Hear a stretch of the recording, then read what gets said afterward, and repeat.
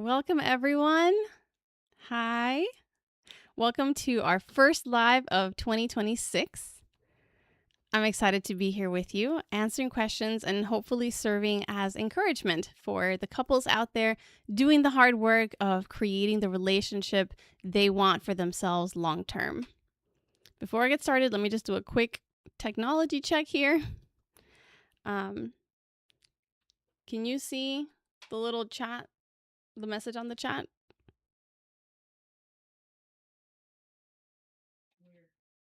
If you go to comments, maybe. Okay, great. Just making sure. That's fine. Great. All right. It's 2026. We're using new technology. Got to make sure it's working, but we'll get started. So I've received an excellent question through the submission form that I have linked in the description for all of my videos. So we're going to jump right in with this one. Let's pull it up here.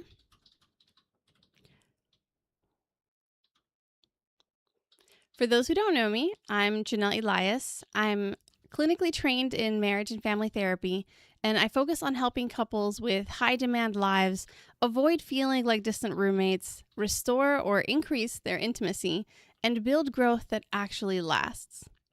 When I was doing more traditional family therapy, I worked in settings from inpatient residential psychiatric facilities to in-home private therapy sessions. I worked at schools directly with kids. I mean, you could say I've done it all. Nowadays, though, I no longer provide therapy services directly. Instead, I focus on coaching and educating couples and families who are not really looking for therapy, but they still need some help making the changes that they want to see in their relationships. So on that note, this question comes from Emilio. Pop it up here. He says, my girlfriend of 4 years works in food service and hates her job. She's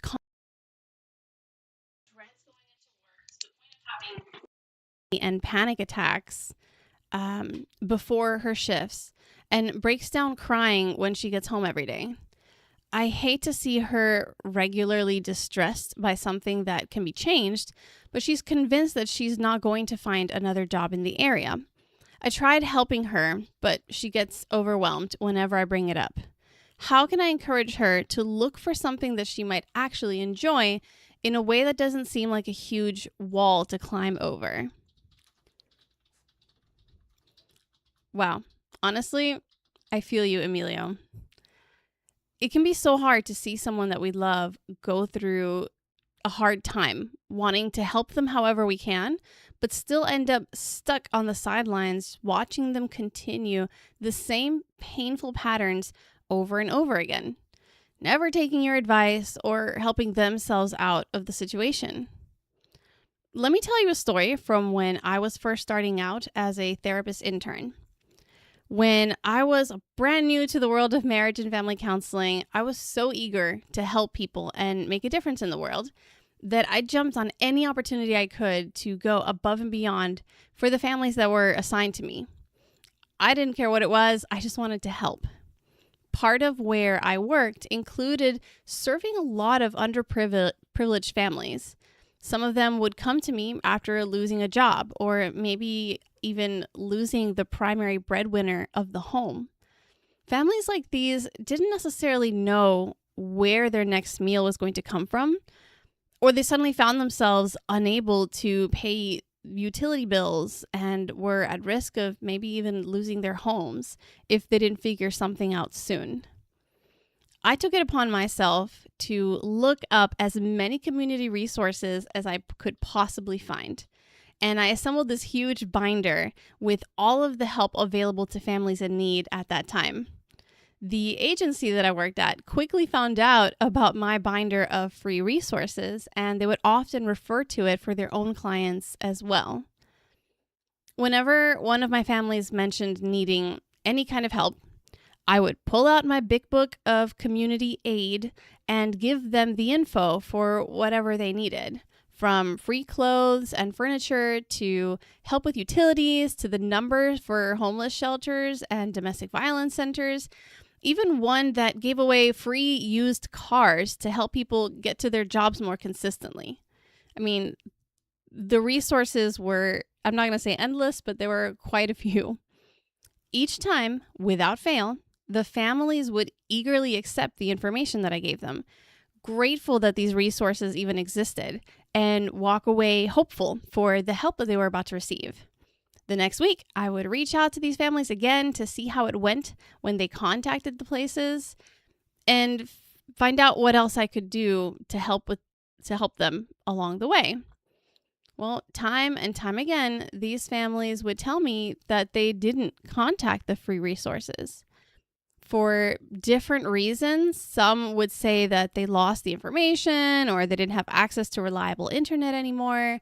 If the place required some kind of online form or application, others just didn't get a chance because they were too busy filling out new job applications or something else. The reasons given went on and on. So then I thought, okay, no problem.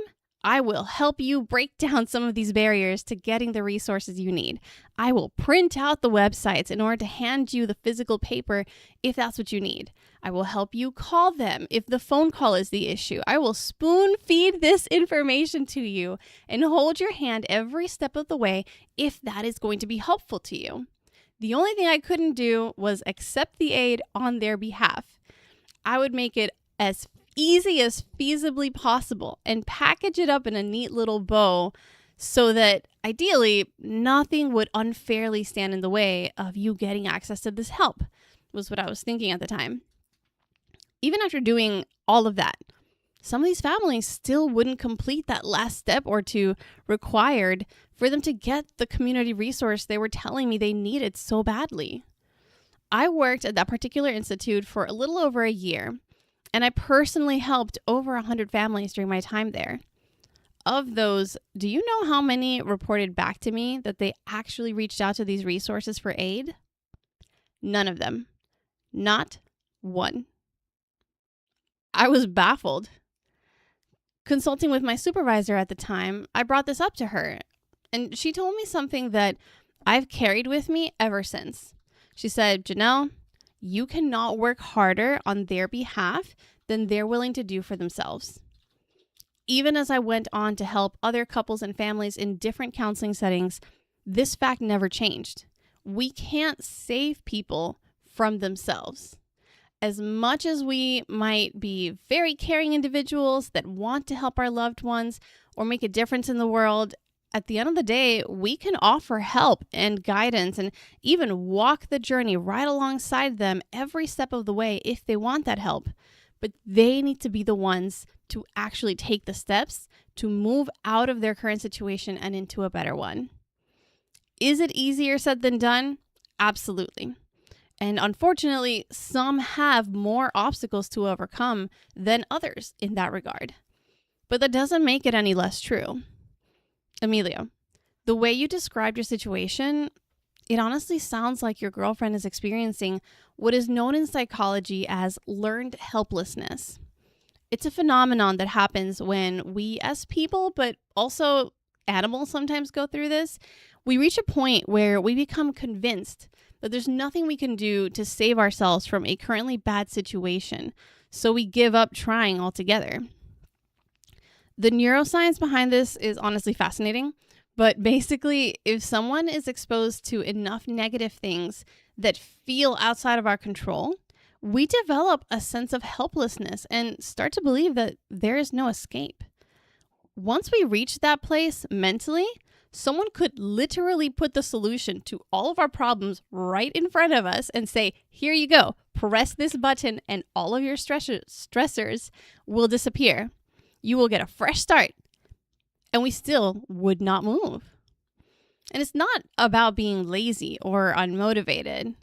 It's about getting so flooded with the message that nothing we can do matters anyway, that we lose our ability to take any proactive action at all, at least temporarily. In your girlfriend's case, I'm not sure about the specifics of her life, obviously, but if she's so overwhelmed by how stressful her job is, that she's having anxiety attacks and crying every day, which, by the way, are some of the signs of burnout. but she shuts down every time you try to help her and she tells you that she's not going to find another job in the area, then we blew way past ingrained helplessness a while ago and are in full-blown survival mode at this point. The thing about survival mode, our need for self-preservation shuts down any type of functioning above the bare minimum essentials. Things like having fun or making sure we're eating right and getting enough exercise or sleeping well at night. All of those things take a lower priority.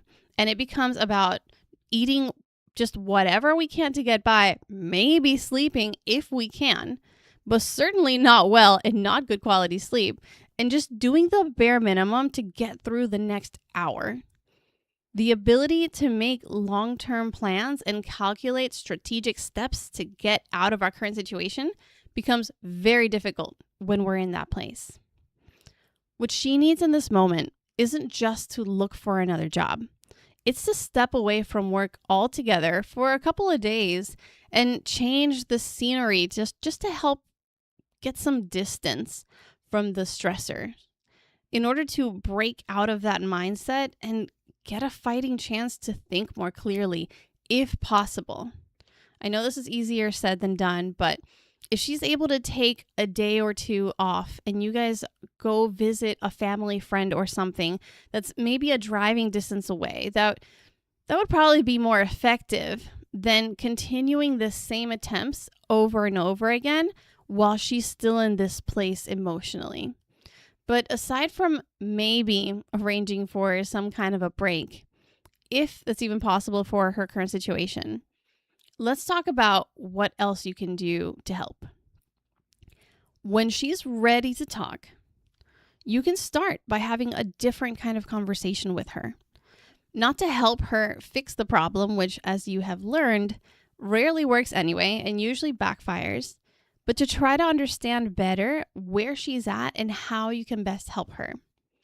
Do that by asking open-ended questions. Those are questions that she can't answer with just one word, like, how do you feel about whatever, or what are your thoughts on, or why is, like those kind of questions that she can't just answer with one word. Then listen to her answer and ask one another, or rather, ask another one to follow up, then another one. Don't give your advice or suggested solutions just yet. She's not ready for that part. Just keep asking and going deeper into what's going on in her mind and her heart until both of you reach an aha moment.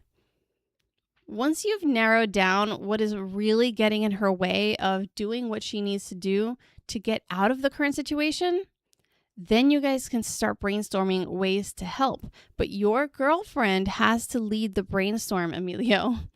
Ask her, how can I help? What is something that I can do that would make things easier or lighten the load? Or if there's nothing I can do, what next steps are you going to take that I can cheer you on for?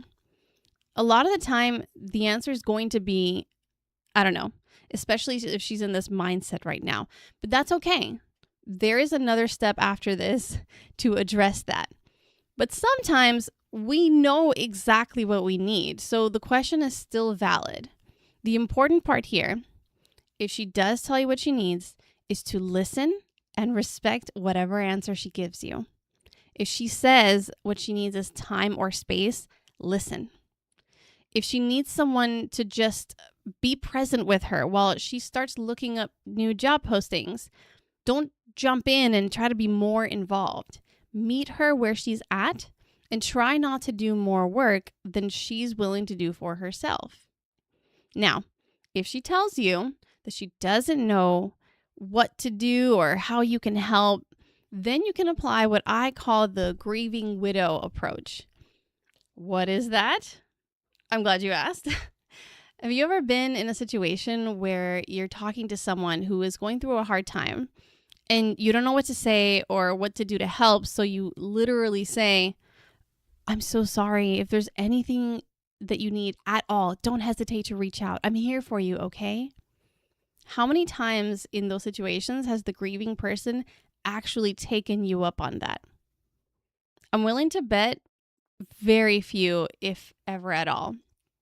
What I recommend in those situations instead, and also with your girlfriend in this case, is that you give specific offers or recommendations for ways that you can help. Instead of saying, let me know what I can do, try, in the case of the person grieving, right? Try saying, I want to bring you some food so you don't have to worry about dinner tonight. How does a homemade lasagna sound? Or if you would prefer, maybe I can send you an Uber Eats gift card so you can pick out whatever you want. What do you think?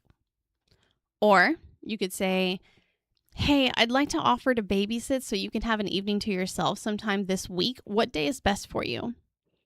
Or even, do you have anyone plant or pet sitting for you right now while you're in the hospital? You want me to stop by to water the plants throughout the week?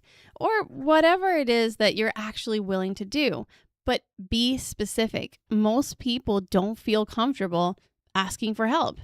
So offering it in a way that makes it easier facilitates them actually accepting the help and being very grateful for it. In your girlfriend's case, you could say something like, hey, do you want me to keep you company while you're putting together your resume and maybe even proofread it for you?